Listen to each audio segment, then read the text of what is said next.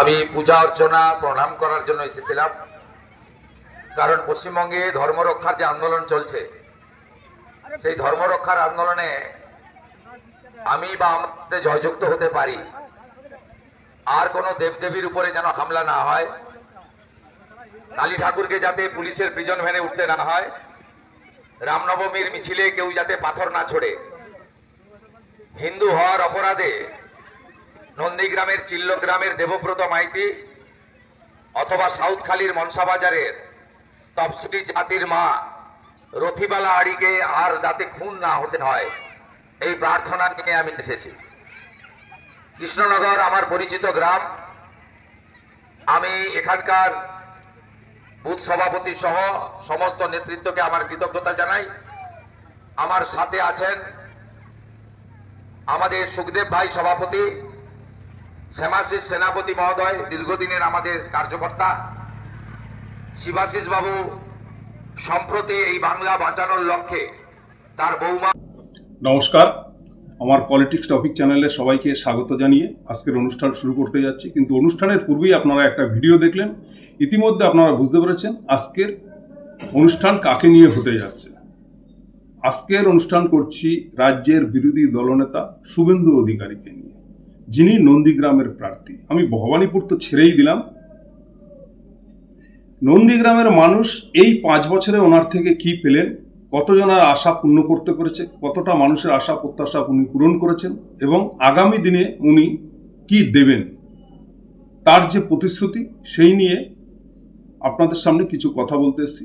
তার আগে বলি, যদি আমার অনুষ্ঠান ভালো লাগে তো আমার চ্যানেলটিকে, আমার পলিটিক্স টপিক চ্যানেলটিকে সাবস্ক্রাইব করে আমার পাশে থাকবেন, এটা আপনাদের কাছে বিনীত অনুরোধ।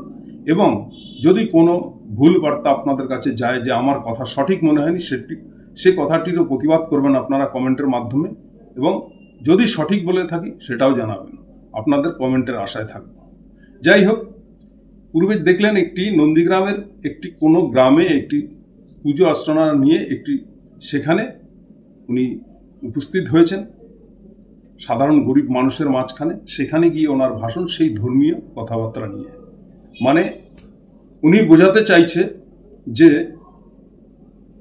নন্দীগ্রাম কেন, সারা পশ্চিমবাংলায় একমাত্র বিজেপি যদি আসে তাহলে রামনবমী হবে এবং দুর্গা পুজো বলুন, কালী পুজো বলুন, এবং সনাতনী হিন্দুরা সুরক্ষিত থাকবে। ভালো কথা বলেছেন। আচ্ছা, আমি আপনাদের কাছে মানে শুভেন্দু অধিকারীকেই প্রশ্নগুলো করতে চাই নন্দীগ্রামের বাসিন্দাদের উপলক্ষে, এবং তাদেরকে সচেতন করার জন্য আমার এই ভিডিও বার্তার মধ্যে, আমার এই ইউটিউব চ্যানেলের মাধ্যমে কতগুলো প্রশ্ন রাখতে চাই নন্দীগ্রামবাসী এবং রাজ্যের সাধারণ মানুষের তথা বাঙালি মানুষের কাছে, যারা হিন্দু সনাতন ঘরে বিলং করেন। আচ্ছা, শুভেন্দু অধিকারী এই 5 বছর বিজেপিতে যোগ দিয়েছে। তার আগে বাংলায় কখনো আপনি শুনেছেন এই মানুষটির মুখে যেখানে ঈদ পালন হবে না, এখানে মহরম পালন হবে না, এখানে মসজিদে মাইক বাজবে না, এখানে মুসলমানদের জলসা হবে না, বা এখানকার এই পশ্চিমবাংলার মুসলিমরা হিন্দুদের খাতরা, মানে মুসলিমরা হচ্ছে হিন্দুদের বিপদ, এবং যত বিপদ এই পশ্চিমবাংলার মুসলিম বিপদে ফেলবে পশ্চিমবাংলার সনাতনীদের। এই ধরনের উস্কানিমূলক কোনো রকম কথা আপনারা শুনেছেন, কিন্তু এগুলো ইলেকশন কমিশনারের চোখেও দেখে না, কানেও শোনে না, কারণ ইলেকশন কমিশনারও হয়ে গেছে এদেরই একজন ভোট প্রচার।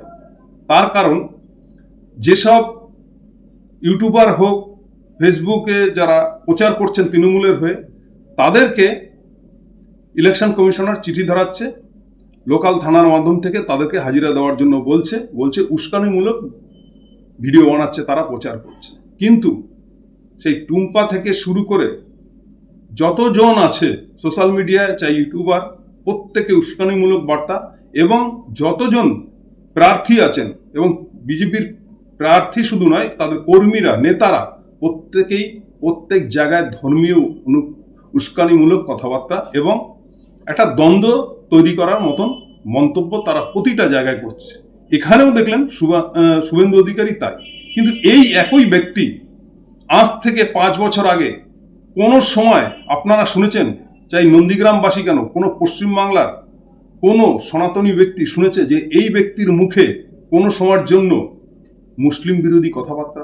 কিন্তু এর কাছে কোনো উন্নয়নের বার্তা নাই। মানুষের কর্মসংস্থান কি করে হবে, এই নন্দীগ্রামের মানুষ কি চায়, তাদের রাস্তাঘাট, তাদের দৈনন্দিন জীবনযাপন, কোনো মানুষ অসুস্থ হয়ে গেলে তাকে হসপিটালে এডমিট করিয়ে দিয়ে একটু সহযোগিতা, কোনো মানুষ হয়তো ওষুধ কিনতে পারছে না তাকে একটু সহযোগিতা, কোনো ছেলে মেয়ে হয়তো পয়সার অভাবে লেখাপড়া করতে পারছে না তার লেখাপড়ার বন্দোবস্ত করা। কোনো সময় নন্দীগ্রামে একজন মানুষ বলতে পারবে না যে নন্দীগ্রামের বিধায়ক, নন্দীগ্রামের কাণ্ডারি হয়ে, নন্দীগ্রামের অভিভাবক হয়ে এই শুভেন্দু অধিকারী সেই সাধারণ পরিবারের, সেই গরিব দুঃখীর পরিবারে বা তাদের পাশে গিয়ে তাদের দুঃখের কথা শুনে, দিন দরিদ্রতার কথা শুনে তাদের পাশে গিয়ে দাঁড়িয়েছেন এবং তাদের দুঃখে দুঃখিত হয়েছেন। উনি শুধু কাজ হচ্ছে কোথায় মন্দির ভাঙো, তারপরের দিন সেখানে আন্দোলন করো, মুসলিম বিরোধী। যতগুলো রায়ট হয়েছে ছোটখাটো, মন্দির ভাঙা, মূর্তি ভাঙা, যতজন অ্যারেস্ট হয়েছে প্রত্যেকটা দেখা গেছে যে বিজেপির তারা কর্মী, কোনো না কোনো দায়িত্বে রয়েছেন, তারাই মুসলিম সেজে রাতের অন্ধকারে এই কর্মকাণ্ডগুলো ঘটিয়েছে। তাহলে কি আমরা বুঝবো না যে এগুলো সব শুভেন্দু অধিকারীর চক্রান্ত? এই নন্দীগ্রামে মানুষ একমাত্র জানে বহুদিন ধরে কি চক্রান্ত চলেছে, কিন্তু এই ব্যক্তির মুখে সেই ক্যাসেটগুলো আগে উনি বলতেন না, প্রথম যখন বিজেপিতে গেছেন পুরোনো ক্যাসেটটা চালাবো নাকি, তাই নন্দীগ্রামবাসীর উদ্দেশ্যে যারা সনাতনী করে লাফাচ্ছেন তাদের উদ্দেশ্যে এবং বিশেষ করে শুভেন্দু অধিকারীর উদ্দেশ্যে বলি, আপনার পিছনের রেকর্ড মানে পিছনের ক্যাসেটগুলো চালাবো নাকি? আপনি কত সভায় বলেছেন আমার মমতাময়ী মা এই পশ্চিমবাংলার জন্য কি কি উন্নয়ন করেছে, ওপেন চ্যালেঞ্জ মোদিকে, মোদিজি আমার সামনে বসুক আর আমি বসি, আমি উদাহরণ দিচ্ছি। এটা শুভেন্দুর কথা, আমার কথা নয়। 5 বছরে মমতা ব্যানার্জি কি করেছে, কত সাল থেকে মমতা ব্যানার্জি কি করেছে, তমলুক দীঘা রেলপথ থেকে শুরু করে নন্দীগ্রাম তথা 2 মেদিনীপুরের কি উন্নতি করেছে, একের পর এক ডায়লগ দিয়ে গেছেন।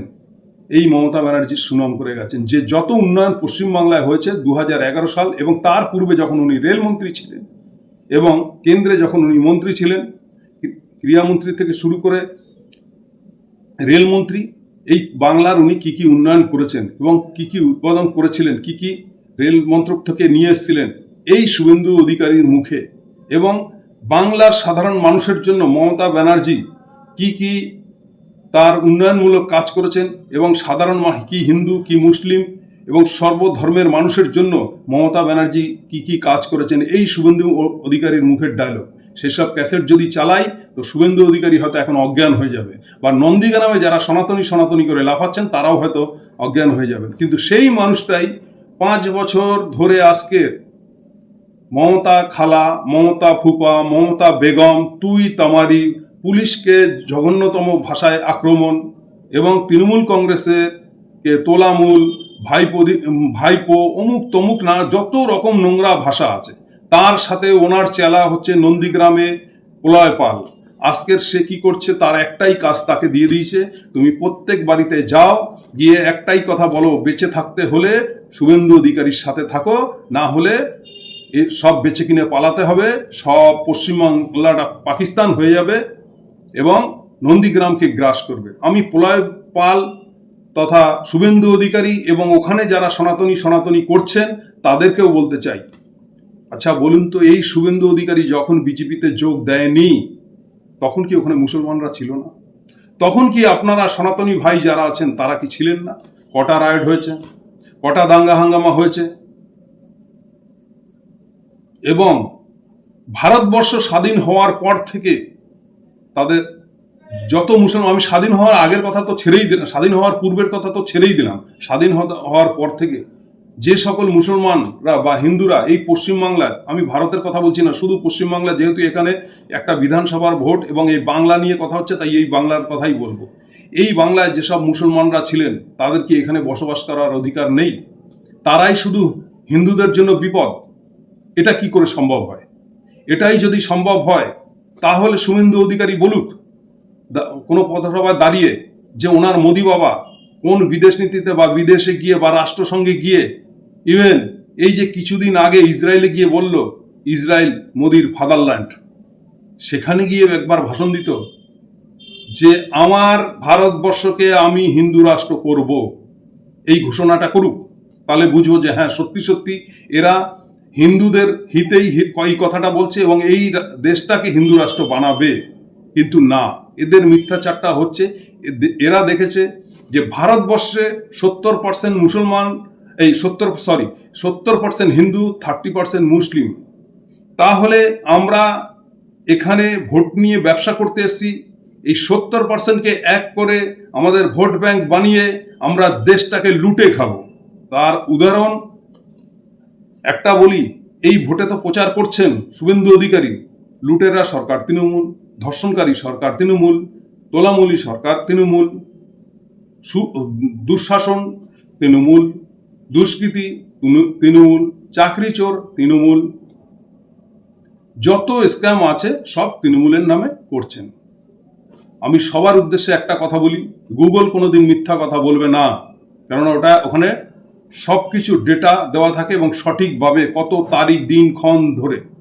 গুগলে গিয়ে প্রত্যেকটা সনাতনী ভাই সার্চ করুন ফাইন্যান্সিয়াল স্ক্যাম অফ বিজেপি, দুর্নীতির ছড়াছড়ি পাবেন বিজেপির। এবং গুগলে গিয়ে এও সার্চ করুন যে কোন রাজ্য সব থেকে ধর্ষণে এগিয়ে, দেখবেন সেখানে বাংলা সবার নিচে, কিন্তু বিজেপি শাসিত রাজ্যগুলো এগিয়ে। সেই আপনি উত্তরপ্রদেশ বলুন, বিহার বলুন, ছত্তিশগড় বলুন, মধ্যপ্রদেশ বলুন। এবং শুভেন্দু অধিকারীকে নন্দীগ্রামের মানুষ আরো জিজ্ঞাসা করুক, দিল্লির বুকের থেকে শুরু করে, মধ্যপ্রদেশের থেকে শুরু করে 6 মাস, 1 বছর, 1.5 বছরের মধ্যে হাজার হাজার মহিলা নিখোঁজ। এই নারী কোথায় পাচার হয়ে যাচ্ছে? এরা অ্যাপিস্টিন ফাইলে যাচ্ছে না তো? দ্বিতীয়ত কথা, আজকের পার্থ চট্টোপাধ্যায়ের খাটের নিচ থেকে 50 কোটি বেরিয়েছে, সত্যি এর জন্য আমরা দুঃখিত, লজ্জিত। তাকে তার জন্য নির্বাসন করে দেওয়া হয়েছে তৃণমূল কংগ্রেস থেকে। কিন্তু একটা নন্দীগ্রামের কোনো বাসিন্দা যদি 2 লাখ, 4 লাখ, 5 লাখ টাকা লোন নিয়ে থাকে সরকারি ব্যাংক থেকে, তাহলে কি তাকে ছাড় দিয়ে দিয়েছে সেই মোদি গভর্নমেন্ট বা সরকার? তাকে কিন্তু ছাড় দেয়নি।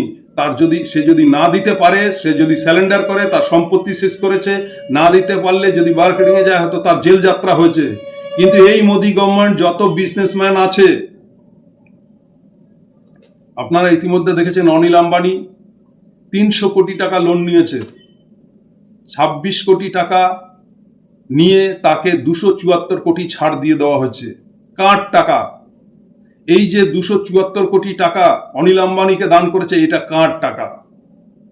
এটাও কিন্তু ভারতবর্ষের জনসাধারণের টাকা, গরিব মানুষের টাকা, ট্যাক্সের টাকা।